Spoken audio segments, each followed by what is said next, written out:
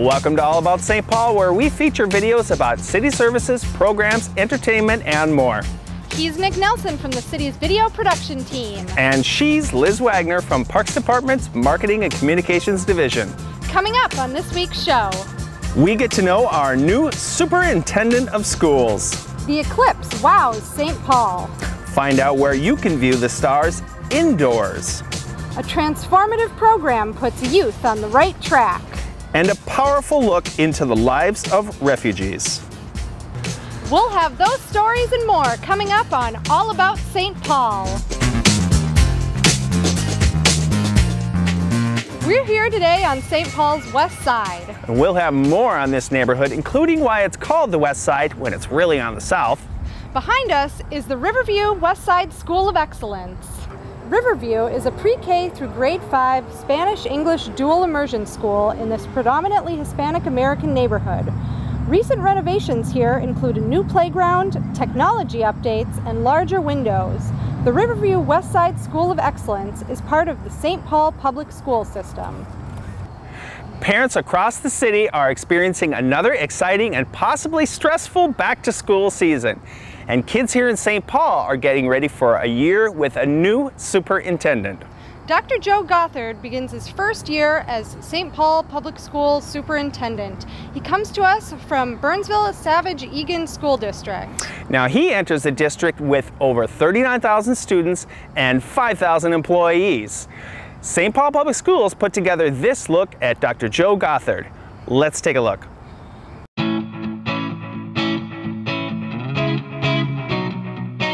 I grew up in Madison, Wisconsin, a family of 6, and lived around the corner from our elementary school. So from a young age, the elementary school was our backyard. It's where we played, that's where our activities were, and that's of course where I attended school. But it was a very middle class, very tight-knit community where parents knew all the children. We were outside all the time, and there was a lot of activity going on, whether it be an organized game or just hanging out with friends. The adults knew the children, and the children knew the adults. And that was truly a first for me of feeling part of a tight-knit community. So I had Mrs. Bell as my homeroom teacher for 3 years. And it is by far the most important person in my life, not only at that age, but even today.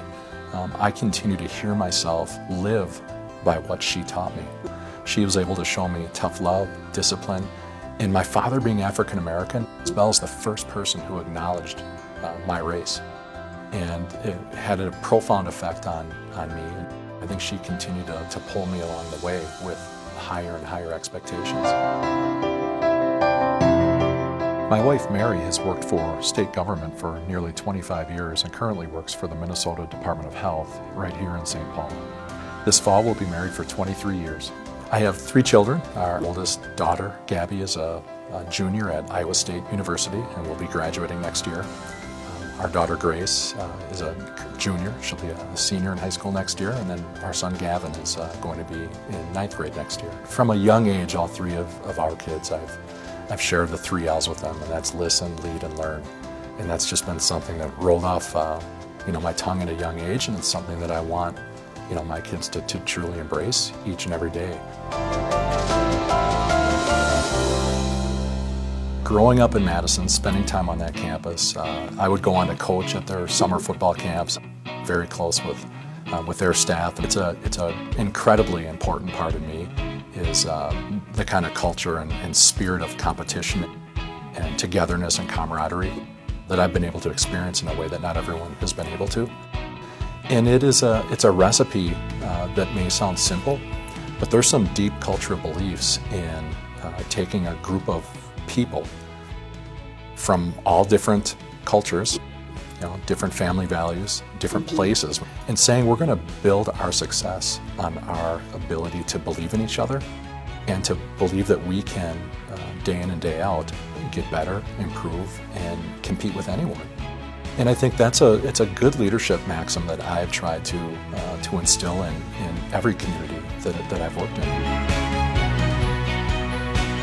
Becoming a superintendent was never really on the career path, but I found out very quickly that the experiences that I've had, both as a community member growing up as an educator, as a leader, prepared me well to consider being the leader of a district. The cumulative experiences I've had over the past 20 years has prepared me to be a leader and a learner in a larger community like St. Paul Public Schools. There's nothing more important or gratifying than having former students reach out and continue to look at you as a teacher or a coach. It's really an honor that that title stays with you because there are only two people that recognize what that relationship was like, you know, sometimes 20 years ago. So that's always a really gratifying feeling professionally to know that you continue to have an impact on the lives of people you worked with in the past.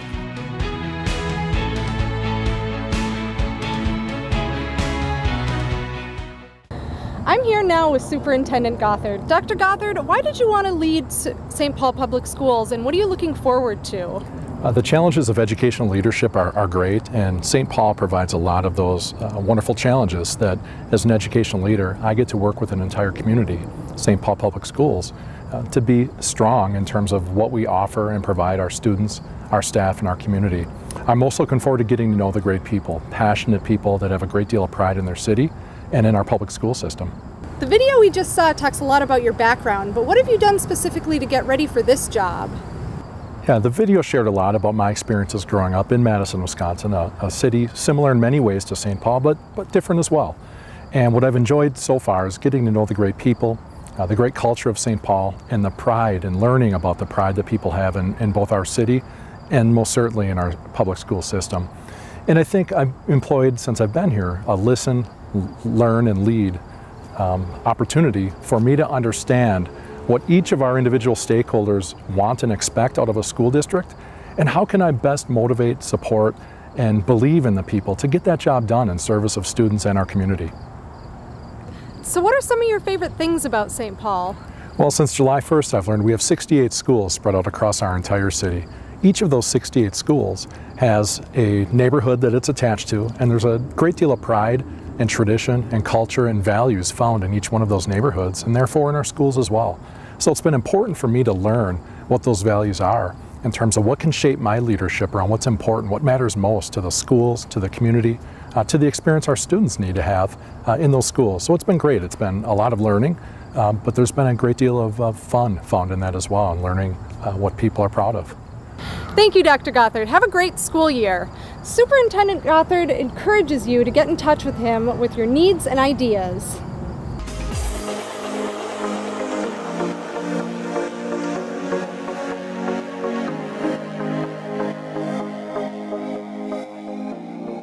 On August 21st, a total solar eclipse crossed the entire United States.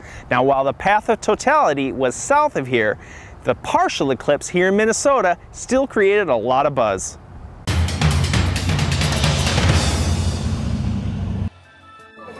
Oh wow, look at that. Yeah. Eclipse fever hit St. Paul at dozens of viewing parties, including several at St. Paul Public Libraries.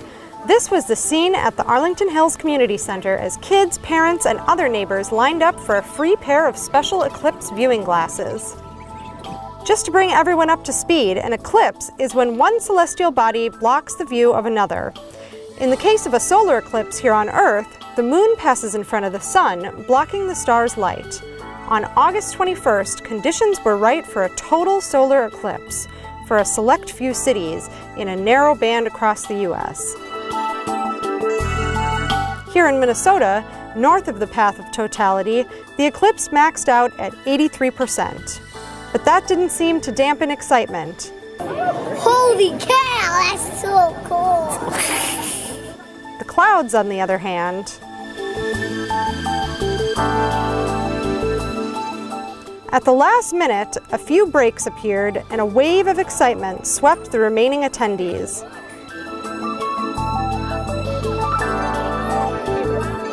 It was just enough to glimpse the last total eclipse in the U.S. for a while.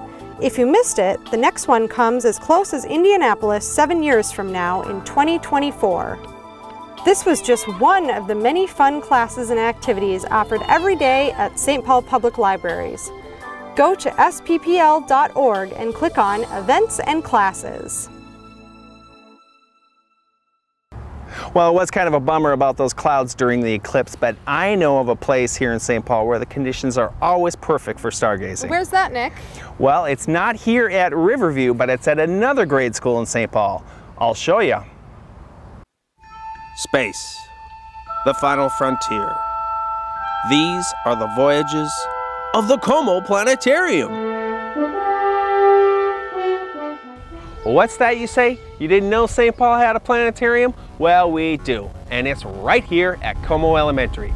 Let's head inside and learn about this little-known gem in the Como neighborhood.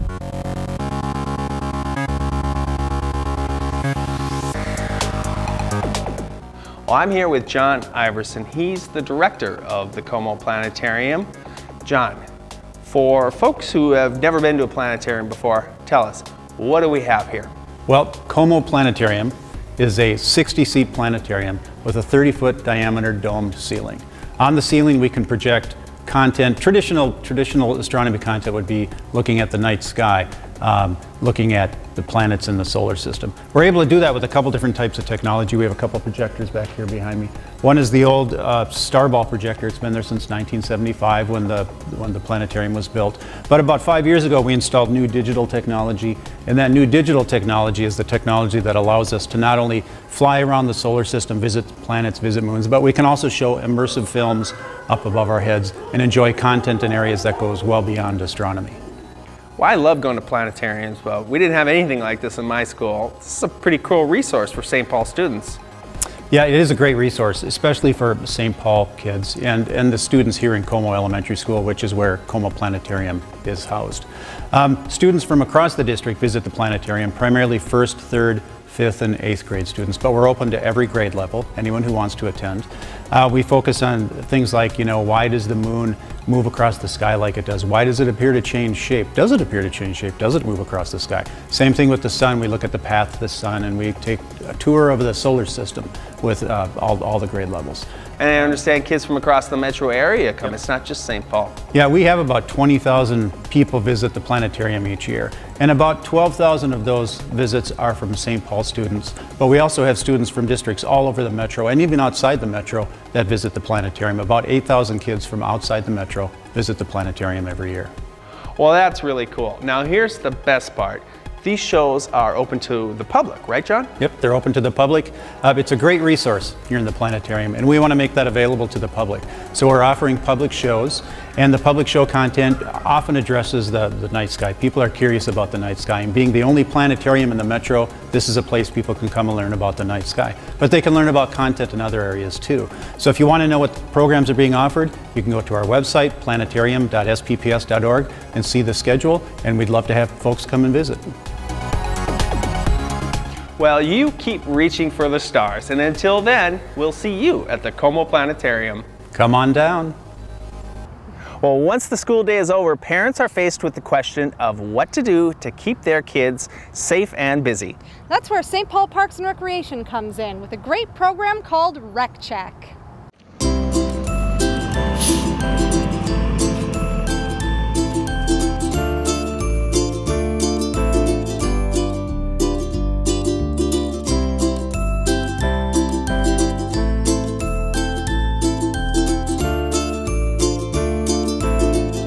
My name is Kiera. I'm a community recreation specialist for St. Paul Parks and Recreation.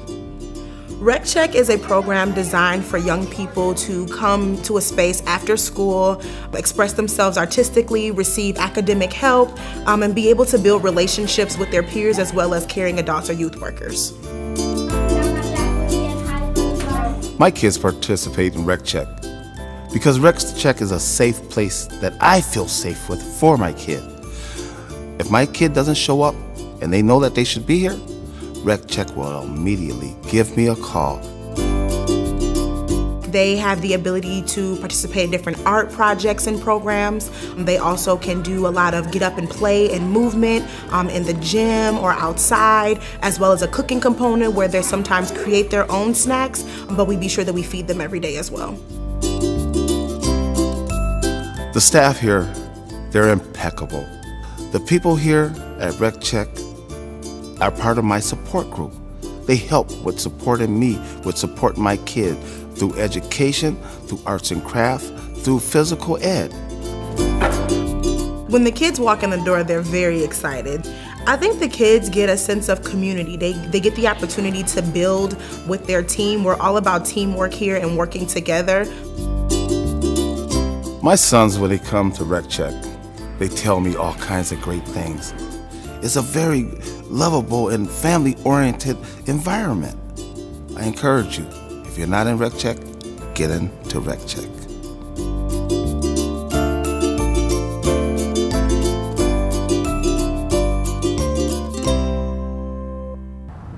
Well, in between the school year, older kids often look to get that first summer job, both for the experience and some good old cash. The city has a program for that too.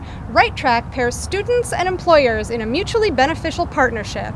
Now, 2 of those Right Track students even took on my job of video producer and put together this profile of the Right Track program. Let's take a look.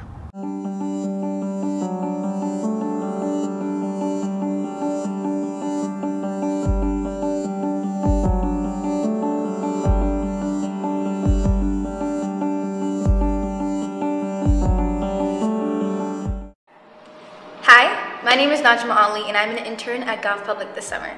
Right Track is a program created by the City of St. Paul that puts ambitious young people on the right track for their futures.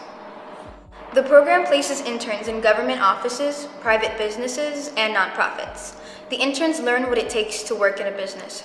They also learn skills like interpersonal communication, email and phone etiquette, professional dressing, public speaking, and networking. These internships honestly make a huge impact on the lives of the students. Like doing these internships, learning these skills, meeting these new people, all the hard work that I'm doing now will help me in the future. So that's the biggest reason I keep coming back to Right Track, because of the opportunity it gives me to help my future. I would definitely recommend Right Track to my peers and friends and even my siblings. Kids should just be given that opportunity and it'll just help them grow as like an adult, and we need younger kids to go and build the future for us. So.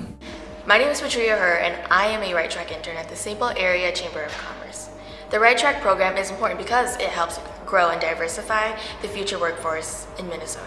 It also provides opportunity to students and gives employers access to talented and motivated youth who are eager to explore various career options and bring a fresh perspective to any workspace. I love working here because the people here are just smart and intelligent and young individuals who really care about me working here and also want me to succeed in life. And they always give me all this advice and all these things that I should be doing so I can become a successful person in whatever career that I actually want to achieve. Kong Peng, he is probably one of the brightest individuals I have ever met, and he is just smart, he's efficient, he's funny, and I can just see him going a long ways after this. City of St. Paul has a wonderful resource in the youth in St. Paul, and they need skills and employers need great employees, and we need to develop that pipeline. So the Right Track program is one way that we can do that. My supervisors, they'll always push me to, you have to do this, or they'll send me out to the community by myself, and there's nobody else with me to help me out. So it really pushed me to, okay, now I have to get out of this nutshell and actually speak to people that I do not know. Employers learn a lot from Right Track interns. Right Track interns, when they come in there, they think they can teach Right Track interns, but at the end, Right Track interns are the ones who teaches them. They remember what it was like to be young and what it was like to just start off fresh, and I think that's a very humbling experience to have. So how do you get involved? Visit the Right Track website at righttrack.stpaul.com. Way to go, Najma and Patria. Good luck with your future endeavors. Now, I'll never forget my first summer job. It was washing dishes in a hot restaurant kitchen. It's one of the toughest jobs I've ever done, and it's made me appreciate every job since, including this one. How about you, Liz? My first summer job was scooping bait and scooping ice cream at my parents' convenience store. Well, that actually sounds like a lot of fun. As we mentioned earlier, we are on St. Paul's west side, also known as District del Sol, a neighborhood rich in culture and history. In this next video, you'll learn some of that history.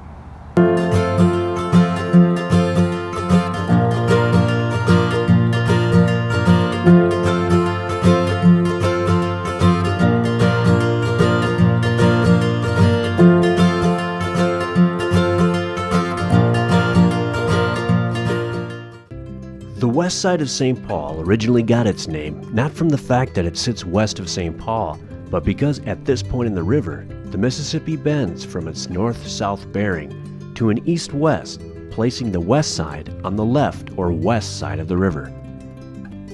In fact, this is the only St. Paul neighborhood on the other side of the Mississippi River.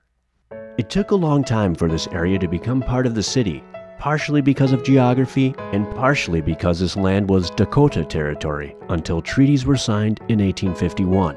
After that, it was first ferry crossings, then bridges like the early wooden Wabasha Street Bridge that helped the early community grow.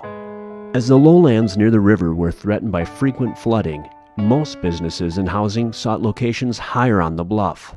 The initial Dakota, French-Canadian, German, and Irish immigrants were met by subsequent Eastern European and Russian Jews, and later, large Mexican communities. While it became its own city of West St. Paul at one time, it has since been reincorporated into the larger city of St. Paul. Businesses such as the Jurg and Bruggemann breweries found favorable conditions along the caves of the sandstone bluffs. Other manufacturing industries grew, as did the working communities that supported them. Early on, it was the wealthy who built their more affluent houses along the top of the bluff, and much of the poor and working class who built below. But over time, there has been a more equal distribution of classes throughout the west side. Such churches as the Church of St. Michael at 389 South Robert Street reflect the cultural evolution of the West Side community. Once Irish Catholic, the tower has since been renamed Torre de San Miguel in recognition of the Chicano community that now resides there. Other notable locations include the Omaha Swing Bridge and Harriet Island, which is one of St. Paul's most popular festival sites and provides a grand view of the city. Today, much of the heart of the West Side can be seen in the established Mexican segment of the neighborhood, where the culture thrives. In fact, the West Side Cinco de Mayo fiesta is one of the 10 largest in the United States.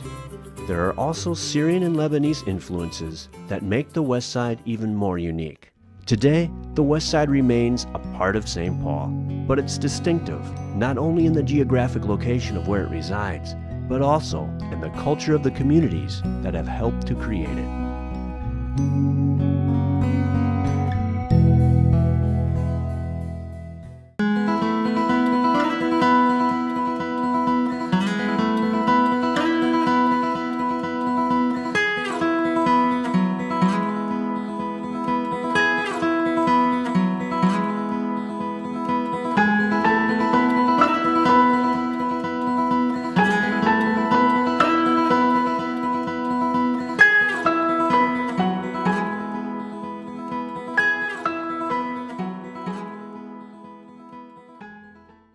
That video is part of the St. Paul Historical mobile app that provides tours and information on an interactive map of the city. The app was created by Historic St. Paul. We'll feature more of their videos on the neighborhoods of St. Paul coming up.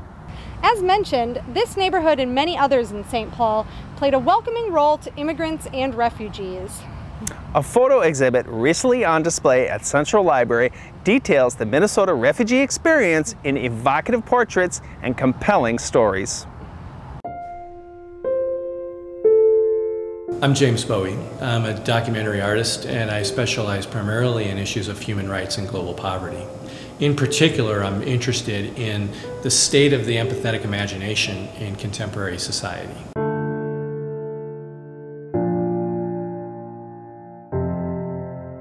When Home Won't Let You Stay is a traveling exhibition of photographs and first-person stories of refugees in America.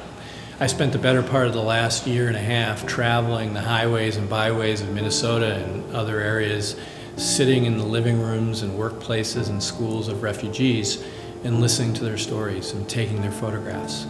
And the result of that is this series of images and in very personal stories as told by the refugees along with their photograph. There are over 21 million refugees today around the world, many of whom are living in refugee camps. So there's a long wait, there's a diligent process that they have to go through, taking up years of their life and their families' lives in order to even be eligible to get here. And then when they do get here, they often arrive with nothing. They have the plane ticket, which they need to repay the cost of that plane ticket, and they have the clothes on their back in most cases. It's a horrendous experience for a family to be uprooted from their home and move to a country we know nothing about. It's a tremendous opportunity for them, but at the same time, you can imagine the fear, trepidation, and adjustment that they make. They're fleeing their home because they have a well-founded fear of persecution. Their country doesn't keep them safe, and in some instances, the country is actually the perpetrator of violence. And they stay in Minnesota for the same reasons that the rest of us live here and love Minnesota, because of opportunity, because of jobs, because of education and community. One of the many, many revelations that came about for me is that the refugee story is the human story. That in many ways, we are all the products of refugees or displaced people. That most of us don't have to go back very far to find a connection to displacement.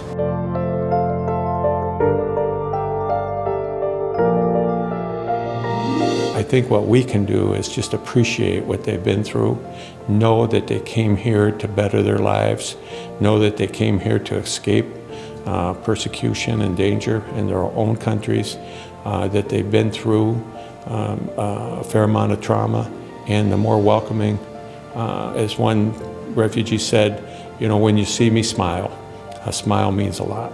And I think that's a minimum that we can do. When we hear someone's story, it really changes everything. And I think what we find is that we're all connected, that there is, in fact, a common shared experience, whatever your religion, whatever your nationality, whatever your life experience, that at its root, we all have similar ancestries, we have similar hopes, we have similar dreams that go far beyond the particulars of culture or nationality or experience.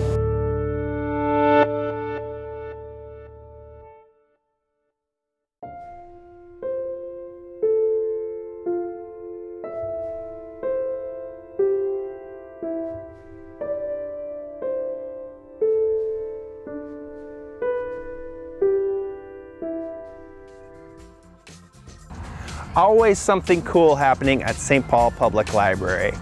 Well, that's our show for this time. As usual, you can see all the city's videos at the city's official YouTube channel, youtube.com/stpaulgov. See you next time.